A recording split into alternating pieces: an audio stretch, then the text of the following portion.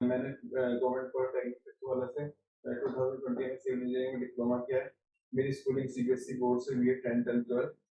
और मेरी हॉबीज है मेरे को फ्री टाइम में पजल सॉल्व करना, बुक्स रीडिंग करना और थोड़ा बहुत कुकिंग अच्छी लगती है। ओके, तो जो बुक्स आपने रीड करी, कोई पर्टिकुलर जॉनर है जो आपको पसंद है? फ्रांसिस बेकन की जो मतलब उनका ऐसे स्टाइल ऐसे राइटिंग है वो बहुत अच्छा लगता है। और फेवरेट बुक कौन सी है आपकी? सर मैंने एक बुक पढ़ी थी द इनविजिबल मैन। तो क्या अच्छा लगा आपको उसमें? सर मुझे उसमें ये अच्छा लगा कि मतलब सरप्राइज वाली स्टोरीज थी उसमें। बहुत मतलब एक कैरेक्टर था क्रिकेट जो कि इनविजिबल मैन का कैरेक्टर प्ले करता है। वो बहुत मतलब इंटरेस्टिंग कैरेक्टर था कि मतलब एक्सपेरिमेंट करता है। एक तो साइंस से थी, तो जो मोस्ट इंटरेस्टिंग कहानी ये थी कि वो साइंस के ऊपर बेस्ड थी। मुझे उसका ये कैरेक्टर अच्छा लगा कि वो खुद ही का एक्सपेरिमेंट करता है और बाद में फिर खुद ही को वापस लाने के लिए मतलब रिसर्च करता रहता है। तो मतलब कभी हार नहीं मानता। ओके गुड, मतलब आपने इस बुक से ये भी सीखा कि हार नहीं माननी चाहिए। Yes, sir. चलिए, वेरी गुड, बहुत अच्छी बात है। आपकी परसेंटेज इज गुड इन, अभी ठीक है? तो सर क्या दोबारा से करें? दोबारा से कर लो, अभी स्टार्ट ही हुआ है।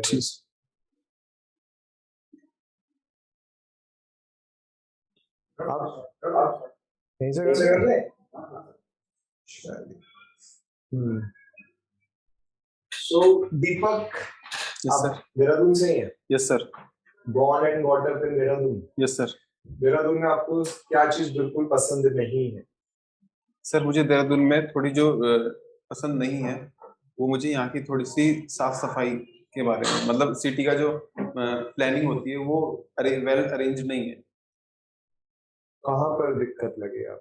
कहाँ अरेंजमेंट अच्छा नहीं दिखा, किस चीज में? सर जैसे कि क्या बोलते हैं हमारे मतलब इतिहास को अगर उठा के देखें, हड़प्पा सिविलाइजेशन बहुत पुरानी सिविलाइजेशन थी। उसमें जितनी भी सारी हमारी ड्रेनेज वगैरह थी वो सब अंडरग्राउंड थी। लेकिन स्टिल अभी हम इतने आगे तरक्की कर चुके हैं, इतना वो मॉडर्न मतलब मॉडर्न सिविलाइजेशन की तरफ हम बढ़ रहे हैं, लेकिन फिर भी हमारे जो मतलब साफ सफाई का तरीका है वो अभी भी बदला नहीं है। वो अभी भी मतलब कहीं ना कहीं मतलब अनहाइजेनिक जो है एरिया में सिटी में है अभी भी। आपको मतलब मान लीजिए अगर मैं आपसे बोलूं कि आप कोई डेवलपमेंट अथॉरिटी के आप हेड हैं, तो इस चीज को कैसे ठीक करेंगे? सर मैं सबसे पहले तो जितनी भी हमारी ड्रेन्स वगैरह हैं इनको मैं अंडरग्राउंड करना चाहूंगा। इनके लिए एक प्रॉपर वाटर प्रूफिंग अरेंजमेंट करना चाहूंगा, जिससे कि क्या बोलते हैं हमारा कोई भी मतलब सॉइल सबग्रेड में हमारी जितनी भी ड्रेनेज वगैरह है वो वहां ना जाए, सीधा हमारी जो हम जहाँ पे उसे डिस्चार्ज करना चाहें वहां जाए। और उस डिस्चार्ज का भी मैं यूज करना चाहूंगा, जैसे कि हम बायोकेमिकल प्लांट्स में हम उनका यूज कर सकते हैं, उसको हम फ्रेगमेंटेशन के लिए यूज कर सकते हैं, तो उनसे गैसेस बन सकती है।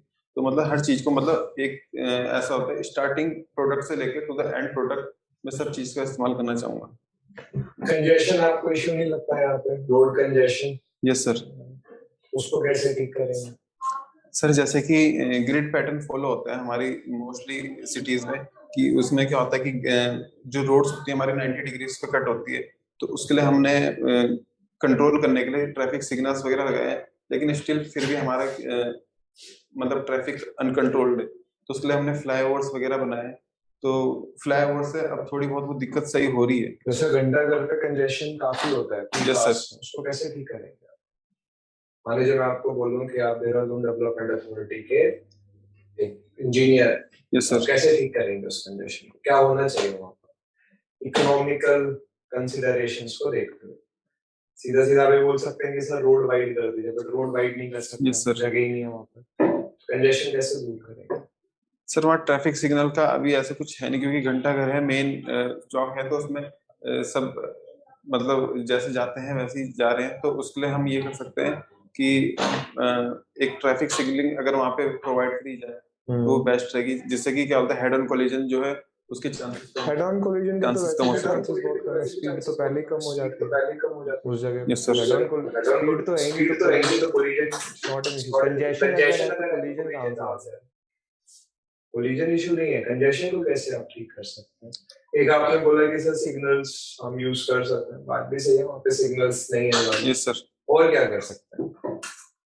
और सर इसके अलावा जब सिग्नल से ही ठीक हो जाएगा क्या सब कुछ? नहीं सर, सिविल इंजीनियरिंग का पार्ट है, तभी पूछ रहा हूँ मैं। सर जेब्रा क्रॉसिंग्स भी प्रोवाइड कर सकते हैं। क्या प्रोवाइड कर? Zebra crossings. चलिए, ज़ेब्रा क्रॉसिंग हो गया, उससे तो पेडिस्ट्रियन ट्रैफिक को फायदा मिल जाएगा। Yes sir. और क्या कर सकते हैं? और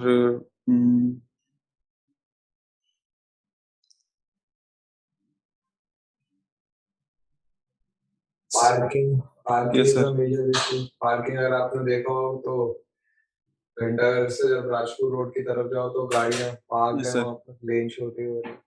चलिए सर एक डिवाइडर कट नहीं प्रोवाइड करेंगे हम, क्योंकि मैक्सिमम जगह डिवाइडर कट होते हैं, तो उसकी वजह से जो कंजेशन का इशू होता है वो भी ज्यादा होता है। चलिए, गुड। आपकी परसेंटेज इतनी अच्छी है सीबीएसई बोर्ड से, यस सर। तो आपने बीटेक क्यों नहीं किया? सर फाइनेंशियल कंडीशन अच्छी नहीं थी इस वजह से।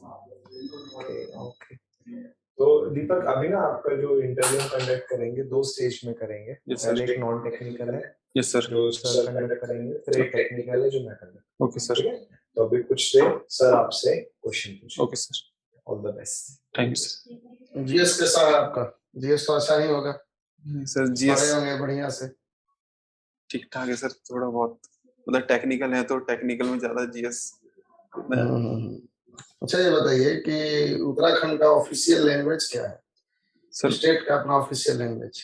सर जो उत्तराखंड की राजभाषा है वो मतलब ये एक हिंदी स्टेट्स में आता है, तो यहाँ की राजभाषा जो मैक्सिमम बोली जाती है हिंदी बोली जाती है। रीजनल लैंग्वेज यहाँ पे गढ़वाली कुमाऊनी भी बोली जाती है। नहीं, यहाँ का स्टेट लैंग्वेज कौन कौन सा है? सर हिंदी। और स्टेट लैंग्वेज हिंदी और सर गढ़वाली उसके बाद। गढ़वाली अपनी लिपि है गढ़वाली की? No sir. गढ़वाली केवल एक बोलने वाली एक लोकल भाषा है। Yes sir. उसको अपने अपनी लिपि तो नहीं है, जैसे पंजाबी की एक अपनी लिपि है ना। Yes sir. गढ़वाली की तो वैसे नहीं है। No sir. तो फिर उसको स्टेट लैंग्वेज गढ़वाली है, स्टेट लैंग्वेज श्योर है आप? No sir. संस्कृत? संस्कृत और हिंदी। संस्कृत है? यस सर, संस्कृत की लिपि है। अच्छा, सबसे बड़ा डिस्ट्रिक्ट बताइए कौन सा है उत्तराखंड का? उत्तराखंड में सबसे बड़ा डिस्ट्रिक्ट सर उधम सिंह नगर। उधम सिंह नगर सबसे बड़ा डिस्ट्रिक्ट। क्षेत्रफल। अच्छा, कौन सा अच्छा डिस्ट्रिक्ट है उत्तराखंड का? क्षेत्रफल क्षेत्रफल के एरिया में एरिया वाइज पूछ रहा था कि सबसे बड़ा डिस्ट्रिक्ट कौन सा है एरिया वाइज? उत्तरकाशी। उत्तरकाशी। और ये बताइए कौन सा ऐसा डिस्ट्रिक्ट है जो सबसे ज्यादा डिस्ट्रिक्ट के बाउंड्री को टच करता है? सबसे ज्यादा डिस्ट्रिक्ट की बाउंड्रीज को टच करता है चमोली, आई थिंक। चमोली। अच्छा, इंटरनेशनल बॉर्डर बताइए कि कौन कौन सा डिस्ट्रिक्ट जो है उत्तराखंड का वो इंटरनेशनल बॉर्डर को टच करता है? सर जैसे हमारा पिथौरागढ़ है, ये नेपाल को टच करता है और चाइना को टच करता है सियाचिन के पास से। और बस दो ही कोई चीन मतलब दो कोई इंटरनेशनल बॉर्डर में आते हैं, एक चाइना और एक नेपाल। चलिए ठीक है, ठीक है सर। पजल सॉल्व करते हैं।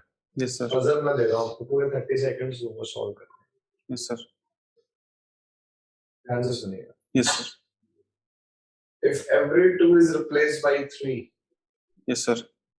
then what is 2 square? If every 2 is replaced by 3, then what is 2 square? 2 का स्क्वायर क्या होगा? 27। अगर आप हर 2 को 3 से बदल दो। 27। एक और अटेम्प्ट करिए, गलत है आंसर। हर 2 को 3 से बदल। हर 2 को 3 से रिप्लेस करेंगे। हर 2 को अच्छा 3 से रिप्लेस करना, तो 2 का स्क्वायर क्या होगा? बस तो सही है, बट थोड़ा सा आगे और जाना। 10 सेकंड है आपके पास। सर आपने बोला 3 का अगर मतलब 2 को एवरी 2 इज रिप्लेस बाय 3, तो अगर एवरी टू, तो 2 का हर दो, 2 का स्क्वायर मतलब क्या हुआ? 3 का स्क्वायर, 3 का 3 स्क्वायर का मतलब क्यूब, तो उसको क्यूब हो जाएगा ना, क्योंकि 3 2। का क्यूब 27, यस सर। हर दो को बदलना है। 27 के 2 को नहीं बदलेंगे, ओ 37 चलेगा। आपके अगर टेक्निकल सब्जेक्ट्स की बात करें तो आपने बोला है BMC, yes sir. Concrete. Yes sir. अबे क्या कंक्रीट, क्या कंक्रीट डिजाइन है, कंक्रीट टेक्नोलॉजी है, क्या है ये? सर कंक्रीट एक तरह का हमारा मिक्सचर है। नहीं नहीं, ये सब्जेक्ट कौन सा है? कंक्रीट तो हमारा कोई सब्जेक्ट ही नहीं है। कंक्रीट टेक्नोलॉजी आपने देखा है इस सब्जेक्ट में, डिजाइन ऑफ कंक्रीट स्ट्रक्चर्स है, क्या है ये? Concrete technology sir. Concrete technology तो वैसे मोस्टली बीएम में ही आ जाता है, यस एक ही बात है वो। उसके बाद आपने लिखा है आरसीसी। Yes sir. तो कंक्रीट से खासा लगाव आपको, हाँ? Yes sir. आरसीसी, फिर आपने लिखा है सॉइल, यस सर। फिर आपने लिखा है फ्लूइड। Yes sir. ये आपने खुद लिखे हैं सब्जेक्ट्स या आपने मैम को बोला उन्होंने लिखा? नहीं मैंने लिखे हैं सर। तो सॉइल हमारा कौन सा सब्जेक्ट है?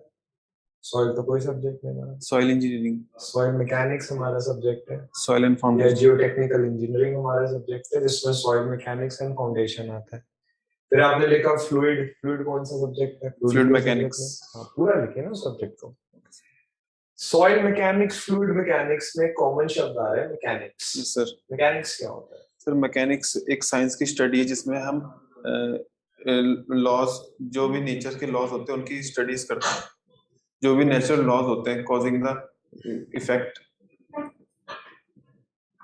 यही है मैकेनिक्स। Yes sir.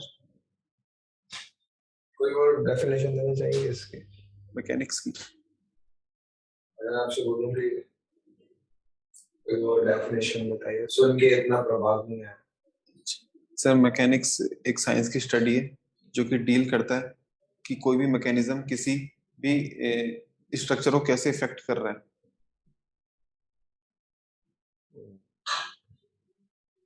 चलिए, वैसे मैकेनिक्स वो ब्रांच होती है जहां पर आप जब किसी भी बॉडी पर फोर्स लगती है तो Yes, उसके sir. बॉडी के जो बिहेवियर में बदलाव आता है Yes, sir. उसकी स्टडी करते हैं। Okay, sir. तभी मैकेनिक्स, सॉइल फ्लूइड मैकेनिक्स में क्या है कि आपने सॉइल और फ्लूइड पर लोड लगाया, Yes, sir. अब इनके जो मटेरियल में जो चेंज आया, जो बिहेवियर में चेंज आया, उसकी स्टडी होता है। Okay, sir. बिल्डिंग मटेरियल में आपने कौन कौन से मटेरियल्स पढ़े? सर सीमेंट पढ़ा है और सीमेंट के अलावा ब्रिक्स पढ़े हैं, लाइम पढ़ा है, वुड पढ़ा है, मतलब वुड को टिम्बर बोलते हैं इंजीनियरिंग। वुड और टिम्बर में क्या डिफरेंस है? सर वुड अगर क्या बोलते हैं हमारी यूज में नहीं हो रही कोई भी, मतलब अगर पेड़ में है तो वो वुड कहलाएगी। जैसे हम वुड्स एक वर्ड यूज करते हैं फॉर फॉरेस्ट, लेकिन हम टिम्बर उसको इसलिए बोल देते हैं जब हम उसका इंजीनियरिंग यूज करते हैं। Very good. हाँ जी, और टिम्बर हो गया, और कौन सा मटेरियल पढ़ा आपने? और सर ब्यूटेमेन पढ़ा है। विटामिन पढ़ा आपने? सर इसके बारे में थोड़ा बहुत पढ़ा है। चलिए वेरी गुड। और एग्रीगेट्स पढ़े होंगे? एग्रीगेट्स पढ़े। स्टोन और एग्रीगेट में क्या डिफरेंस होता है? सर स्टोन हम एक मदर रॉक को बोल सकते हैं कि नहीं सर, रॉक हम एक मदर रॉक है उसमें से हम स्टोन्स निकाल सकते हैं। निकाल सकते हैं मतलब निकालते हैं, मतलब हम ये बोल सकते हैं कि रॉक्स एक पेरेंट हो गई और स्टोन्स जो हो गए उसी से उसके पार्ट्स हो गए, उसका छोटा रूप हो गया। Yes sir. चलिए वेरी गुड। जितने मटेरियल्स आपने बताए सबसे ज्यादा कॉन्फिडेंट किस मटेरियल को लेकर है कि इस मटेरियल से अगर आपसे पूछा जाए तो आप ज्यादा confident? Sir cement. Cement. Cement की खोज किसने करी? सर जोसेफ एस्पिडिन, जो कि इंग्लैंड में रहते थे 1824 में। वाओ, गुड, सही, बिल्कुल सही बताया आपने सर। अगर मैं आपसे बोलूं कि ओपीसी, ऑर्डिनरी पोर्टलैंड सीमेंट के मुझको इंग्रेडिएंट्स बताइए कौन कौन से, क्या बताइए? Sir lime, silica, magnesia, alumina, sulphur और एल्कलीज में सोडा एंड पोटैश, और जिप्सम। एक और इम्पोर्टेंट रह रहे हैं अभी, आयरन ऑक्साइड। Very good. सबसे ज्यादा क्वांटिटी में कौन होता है? Sir lime. लाइम का रोल क्या है सीमेंट का? सर लाइम हमें स्ट्रेंथ प्रोवाइड करता है और ये अनसाउंड के लिए भी रिस्पॉन्सिबल होता है, मतलब अनसाउंड को भी प्रोटेक्ट करता है। अगर हम अनसाउंड से क्या मतलब है? सर वॉल्यूम चेंज, मतलब हमारा जब वॉल्यूम चेंज हो जाता है मतलब इसको डालने से, तो उस जो वॉल्यूम चेंज आता है, चाहे वेदर श्रिंक और एक्सपेंशन, तो हम उसको अनसाउंडनेस बोलते हैं। जी।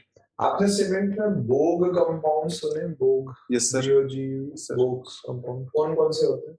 सर एलाइट, बिलाइट, स्टिलाइट और फिलाइट। एलाइट होता है हमारा C3S, फिर बिलाइट होता है हमारा C2S, फिर सिलाइट आता है हमारा C3A और फिर हमारा फिलाइट आता है C4A। Very good. C3S का रोल क्या है सर हाइड्रेशन के बाद? सर C3S हमारा हाइड्रेशन के बाद इनिशियल सेटिंग प्रोवाइड कराने, सॉरी इनिशियल स्ट्रेंथ प्रोवाइड कराने के काम आता है। C2S? सर C2S हमारा प्रोग्रेसिव स्ट्रेंथ के प्रोवाइड कराने के काम आता है। प्रोग्रेसिव स्ट्रेंथ हम बोलते हैं लेटर स्टेज स्ट्रेंथ। ये हमारा मतलब स्ट्रक्चर बनने के बाद तक हमें स्ट्रेंथ प्रोवाइड करता है, मतलब स्टेबिलिटी जो अल्टीमेट। Yes sir. इन चारों कंपाउंड्स में सबसे पहले रिएक्ट कौन करता है वाटर के साथ? सर सबसे पहले रिएक्ट हमारा C3A करता है। Very good. C3S और C2S जब हाइड्रेट करते हैं तो सीमेंट पे स्ट्रेंथ गेन करती है। Yes sir. कंपाउंड जो बनता है उसका नाम क्या है? Sir CSH gel. क्या बोलेंगे इसको? इसे बोलते हैं टोबरमराइट जेल। गुड।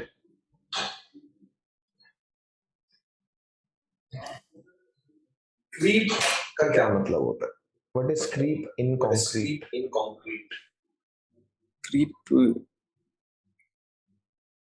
सर मैं रिकॉल नहीं कर पा रहा हूँ, पर थोड़ा सा आ रहा है यहाँ।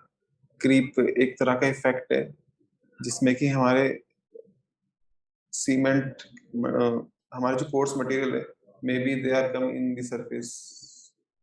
नहीं बच्चा, आपने दो अलग चीजों को मिला दिया।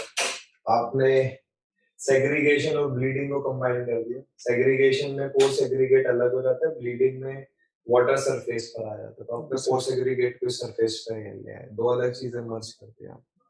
क्रीप क्या होता है? सस्टेन्ड लोडिंग में बॉडी डिफॉर्म कर जाती है, उसको क्रीप बोलते हैं। जैसे आप एक बॉडी को लोडेड रखो बहुत टाइम तक, यस सर। सर्टेन टाइम के बाद even at constant load body deform कर जाती है। श्रिंकेज सुना है आपने? Yes sir. कंक्रीट में श्रिंकेज होता है। श्रिंकेज क्या होता है? सर जब हमारा वॉल्यूम डिक्रीज हो जाता है तो उसको हम श्रिंकेज बोल देते हैं, उससे क्रैक्स ओरिजिनेट हो जाते हैं। ये इसका जो मेनली कारण हो सकता है, वो हो सकता है हमारा प्री हाइड्रेशन हो जाए। Okay good. एक अच्छे कंक्रीट में तीन खूबियां होनी चाहिए। A good concrete must have three qualities. तो वो तीन खूबियां क्या होनी चाहिए? सर कंक्रीट में तीन खूबियां,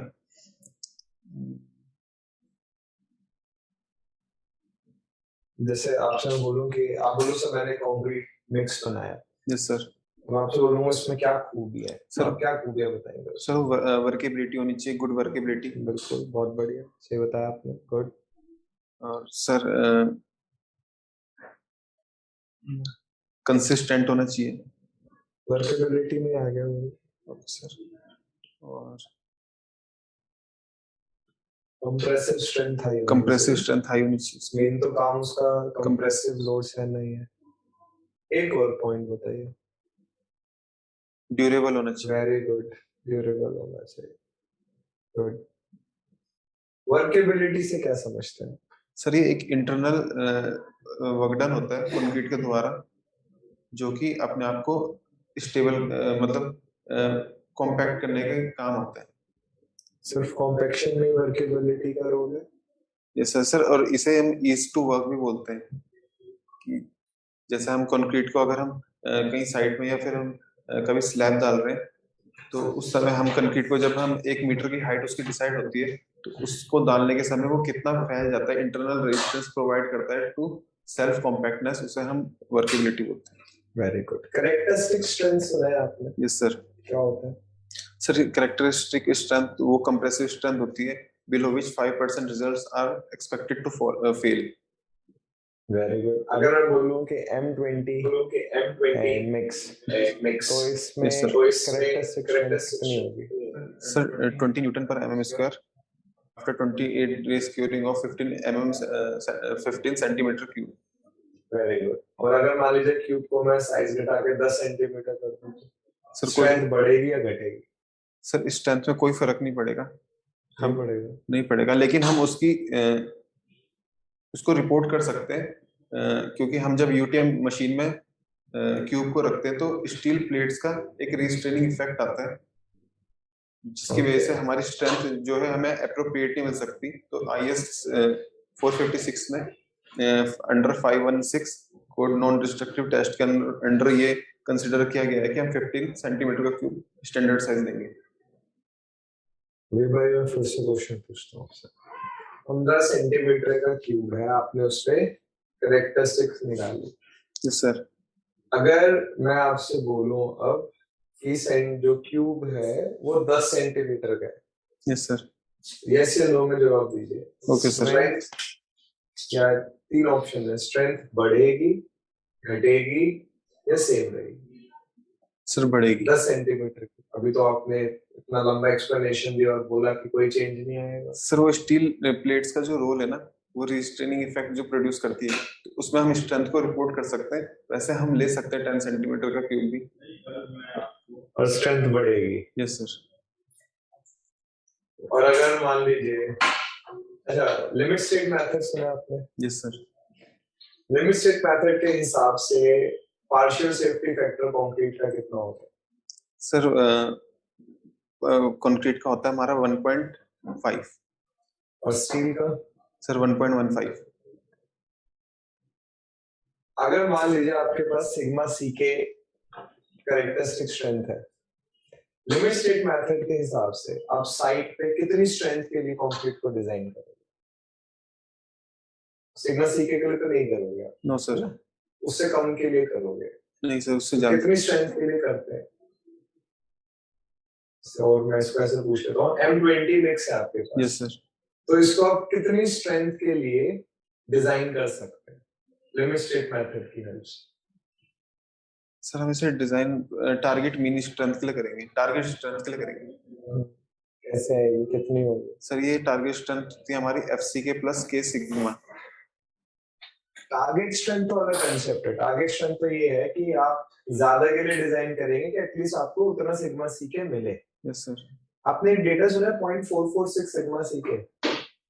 0.446 सिग्मा सी के, ये डेटा कभी सुना है आपने? सर अभी रिकॉल नहीं हो पा रहा है। वैसे इसी के लिए डिजाइन करते हैं। मेरा क्वेश्चन आपसे ये बनता कि ये 0.446 आया कैसे, बट कोई बात नहीं, आपने कंक्रीट के काफी आंसर दिए हैं, अच्छी बात है। टेंसाइल रीइंफोर्समेंट बीम में यस सर कितना दे सकते हैं आप maximum? Tensile reinforcement beam grade of steel की बात कर रहे हैं? नहीं, percent area of steel tension reinforcement में आप मैक्सिमम कितना दे सकते हैं? AST होता है ना, area of steel. Yes sir. Tension reinforcement में कितना दे सकते हैं मैक्सिमम? Maximum sir 4%। किसका 4%? एरिया। किसका area? Area of cross section. Area और मिनिमम 1%। 1%। पक्का? कोई फॉर्मूला नहीं है इसका? सर 0.87। सर रिकॉल नहीं कर पा रहा हूँ इसके बारे में। अच्छा, रिकॉल क्यों नहीं कर पा रहे? क्या रीजन है? सर रीजन ये है कि मैं मतलब जब से एग्जाम हुए उसके बाद से मतलब स्टडीज के मैं कम टच में हूँ क्योंकि मैंने मतलब ज्वाइन किया है, कहीं जॉब करता हूँ मैं नाइट शिफ्ट, इस वजह से थोड़ा टाइम का इशू हो रहा है। अच्छा, आप नाइट में जॉब करते हैं? Yes sir. और दिन में? सर दिन में मतलब ये होता है कि वहां से आने के बाद सोना पड़ता है, फिर उसके बाद इवनिंग में ट्यूशन क्लासेस देता हूँ मैं, फिर उसके बाद सर थोड़ा बहुत पढ़ता हूँ अपना। चलिए ठीक है, बट रिवाइज भी करिए। Yes sir. देखिए आपने सिविल इंजीनियरिंग में नौकरी करनी है। Yes sir. जितना पढ़ेंगे उतना बेहतर बनेंगे। Yes sir. सब्जेक्ट में आपने सॉइल मैकेनिक्स भी लिखा है। Yes sir. वॉइड रेशियो क्या होता है? सर वॉइड रेशियो होता है volume of void to the volume of solids. क्या वॉइड रेशियो 0 हो सकता है? सर वॉइड रेशियो हो सकता है सर 0। किस केस में? सर रॉक के केस में। नहीं, सॉइल के केस में बोल रहा हूँ। सॉइल के केस में नहीं हो सकता सर 0। क्या हो सकता है? सर ये ग्रेटर, इसकी रेंज ही ग्रेटर देन 0 होती है। और मैक्सिमम क्या 1 हो सकता है? सर 1 हो सकता है। क्या 1 से बड़ा हो सकता है? सर 1 से बड़ा नहीं हो सकता क्योंकि वॉइड इतने बड़े नहीं हो सकते कि वो सॉलिड तो उसमें फिर प्रेजेंट ही नहीं होगा। तो मतलब वॉइड रेशियो 0 से 1 के बीच में रहेगा। Yes sir. पक्का? सर इसकी रेंज होती तो मतलब ग्रेटर देन 0 है। ये तो आपने सही बताया, ग्रेटर देन 0 होती है। मेरा क्वेश्चन ये है ग्रेटर देन 1 हो सकती है? सर हो सकती है क्योंकि वॉइड्स में हमारे एयर और वाटर दोनों आते हैं तो उनका जो वॉल्यूम हो सकता है वो may be increased by volume of solids. बिल्कुल सही बात है। वॉइड रेशियो 1 से बड़ा हो सकता है। क्ले के केस में मोस्टली 1 से सर। बड़ा है। ब्लैक कॉटन सॉइल सुना है आपने? Yes sir. कौन सा मिनरल पाया जाता है इसमें? सर माउंट अगर मैं मरिलोनाइट। आपसे बोलूं कि माउंट मरिलोनाइट का स्ट्रक्चर बनाइए, सिलिका टेट्राहेड्रल, एल्युमिनियम ऑक्टाहेड्रल, तो बना सकते हैं? No sir. मतलब पढ़ा नहीं है या अभी सर याद नहीं कर? पढ़ा है पर ये अभी रिकॉल नहीं हो पा रहा है। अच्छा चलिए, और कौन से मिनरल होते हैं क्ले के? एक तो माउंट मरिलोनाइट है, इलाइट होता है, इलाइट होता है, केलोनाइट होता है। केलोनाइट होता है। इनमें सबसे ज्यादा एक्टिव कौन सा है? Sir montmorillonite. और least active? Illite. Illite least active. Sir kaolinite. Activity of soil से क्या समझते हैं? क्या फॉर्मूला होता है एक्टिविटी ऑफ सॉइल का? सर इसका फॉर्मूला होता है, ये रेशियो होता है हमारा आईपी अपॉन सी। सी होता है हमारा percentage 2% of clay mineral present. फिर से सोचिए आराम से, ध्यान से। आईपी अपॉन सी होता है सर। हाँ, सी क्या होता है? सर सी इसमें percentage of clay mineral present by volume या by weight? Sir by volume. पक्का? पक्का है या गैस कर रहे हैं? सर मैं गैस कर रहा हूँ। बाय वेट होता है। Okay sir. चलिए कोई बात नहीं। पोरोसिटी का फॉर्मूला क्या होता है? Sir volume of void to the volume of soil.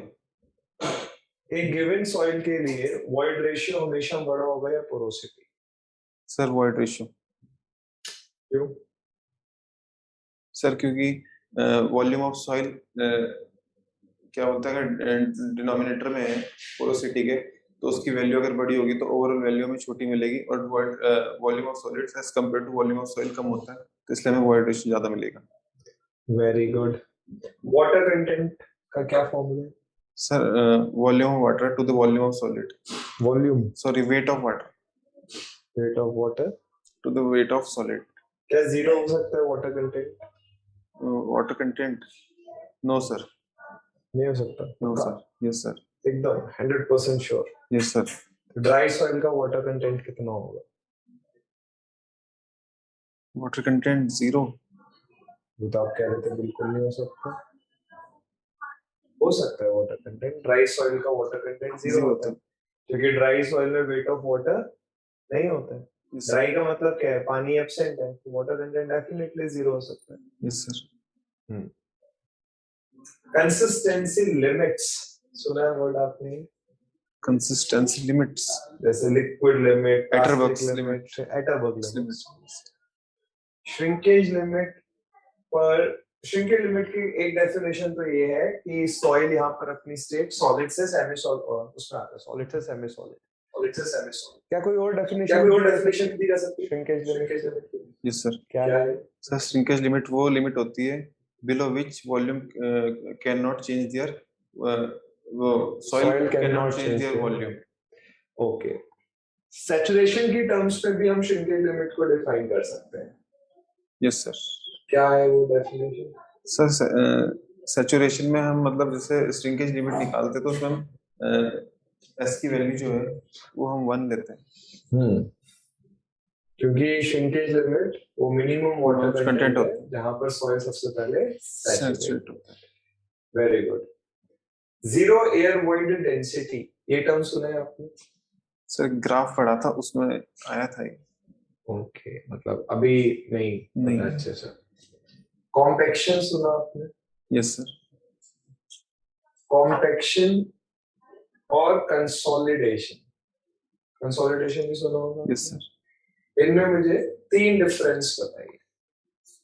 Sir compaction हमारा मैकेनिकल फिनोमेना है। Very good. ये टाइम डिपेंडेंट है। कॉम्पैक्शन टाइम इंडिपेंडेंट है। इसका क्या मतलब हुआ? मतलब ये हम इसको टाइम पे डिपेंड नहीं कर सकते, हम जितना कॉम्पैक्शन चाहे वो खुद कर सकते हैं मैकेनिकल मींस की मदद से। ठीक है, एक और बताइए। और कॉम्पैक्शन जो है, कितने फेज होते हैं कॉम्पैक्शन में? 3 फेज होते हैं, 2 फेज होते हैं, सिंगल फेज होता है? मैटर के कितने फेज हैं? सॉलिड, लिक्विड, गैस तीनों होते हैं यस सर। या 2 होते हैं, क्या होता है? सर कॉम्पैक्शन के 3 फेज होते हैं। 3 फेज होते हैं? 2 होते हैं सर, सॉरी रिकॉल नहीं कर पा रहा। थोड़ा सा कोशिश करें, आप अच्छे आंसर्स दे रहे हैं, कर सकते हैं, तो ध्यान लगाइए। सर 2 होते हैं। 2 कौन कौन से? सर एक तो हम उसमें से एयर वॉइड को कम कर सकते हैं। देखिए, फेज का मतलब मैं कह रहा हूँ आपसे कि सॉइल में कॉम्पैक्शन के दौरान सॉलिड, लिक्विड और एयर तीनों मौजूद होते हैं, इन 3 में से कोई 2 मौजूद होते at the time of compaction हैं। यस, ये सर तीनों मौजूद। चलो, तीनों मौजूद होते हैं, 3 फेज सिस्टम होता है। Yes sir. अब कंसोलिडेशन के बारे में बताइए। आपने बोला कॉम्पैक्शन मैकेनिकल प्रोसेस है। Yes sir. कंसोलिडेशन क्या है? सर कंसोलिडेशन हमारा एक नेचुरल फिनोमिना है। गुड। इसमें क्या होता है, स्ट्रक्चर जो होता है हमारा बहुत समय के बाद उसका एक स्टैटिक लोड होता है, मतलब डेड लोड जिसे हम बोल सकते हैं, वो सॉइल पे जब पड़ता है तो जो उसमें क्योंकि हम air word maximum at the time of compaction remove कर देते हैं, लेकिन जो वाटर होते हैं और सम एयर वर्ड्स वो इसमें, और मतलब जैसे हम बोलते हैं कि जमीन का धंसना जो हुआ ना, जो हुआ वो यही हमारा कंसोलिडेशन कॉम्पैक्शन में कॉम्पैक्शन में वॉइड void में में से से क्या क्या चीज चीज बाहर बाहर निकलती है, एयर निकलती है? या एयर या वाटर? water? Sir air.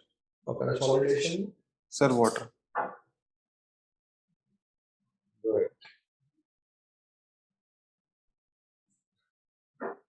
एक लास्ट क्वेश्चन पूछता हूँ मैं आपसे, बहुत ध्यान से इसको सुनिएगा। Yes sir. सॉइल मैकेनिक्स का यस सर। कोई क्वेश्चन खुद से पूछिए और उसका जवाब दीजिए, और अच्छे लेवल का पूछेगा, कोई ऐसा नहीं कि मान लीजिए आपको एक स्टूडेंट को जज करना है, यस सर। तो आपको उससे क्वेश्चन पूछना, फॉर्मूले से ऊपर उठना है, ये नहीं कि वॉइड रेशियो का फॉर्मूला, तो आप उससे क्या पूछेंगे, फिर उसी क्वेश्चन का आंसर दीजिएगा। सर मैं एक वर्ड पूछना चाहूंगा उससे, पेडोजेनेसिस। ओके। क्योंकि ये वर्ड, मतलब इसका फिनोमेना तो सबको पता है, लेकिन ये वर्ड ध्यान में नहीं रहता कि पेडोजेनेसिस क्या है।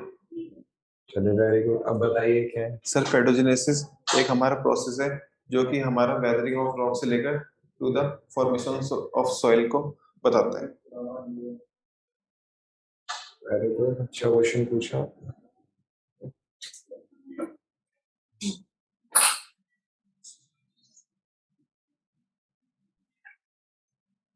दीपक, जैसे मैं देख रहा हूँ यहाँ पे स्ट्रेंथ आपकी, कई सारी स्ट्रेंथ लिखे आपने, तो आपका communication skill is good. Thank you sir. कैसे पता चला कि आपका कम्युनिकेशन स्किल अच्छा है? सर जैसे स्कूल्स वगैरह में न्यूज़ वगैरह होती थी, ये जीके क्वेश्चन पुट अप्स करते थे असेंबली में, तो मैं उसमें पार्टिसिपेट करना अच्छा लगता था मुझे। तो इसमें कम्युनिकेशन स्किल कहाँ है? कि जैसे जी सर जीके क्वेश्चन पूछते थे। कम्युनिकेशन स्किल क्या है आपके हिसाब से? सर जैसे हम कम्युनिकेट करते हैं तो उसमें एक स्पीकिंग स्किल होती है, एक लिसनिंग स्किल्स होती है, तो उन दोनों का जो बैलेंस होता है वो हमारे कम्युनिकेशन स्किल्स को बताता है। आप किस पार्ट में ज्यादा अच्छे हैं, सुनने में या बोलने में? सर मैं बोलने में अच्छा हूँ।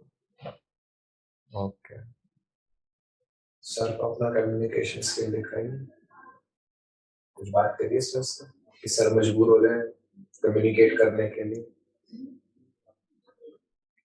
सर जैसे कि मेरे को घूमना बहुत पसंद है, तो मैं कहीं भी जैसे जाता हूँ तो मतलब जैसे मैं मंदिर गया किसी, तो मैं वहां पे मतलब ऐसा होता है कि मैं उसकी हिस्ट्री जानने के लिए बहुत मजबूर हो जाता हूँ। जैसे कि अभी मैं रिसेंटली भद्रास देवता मंदिर जो मसूरी में है वहां गया था।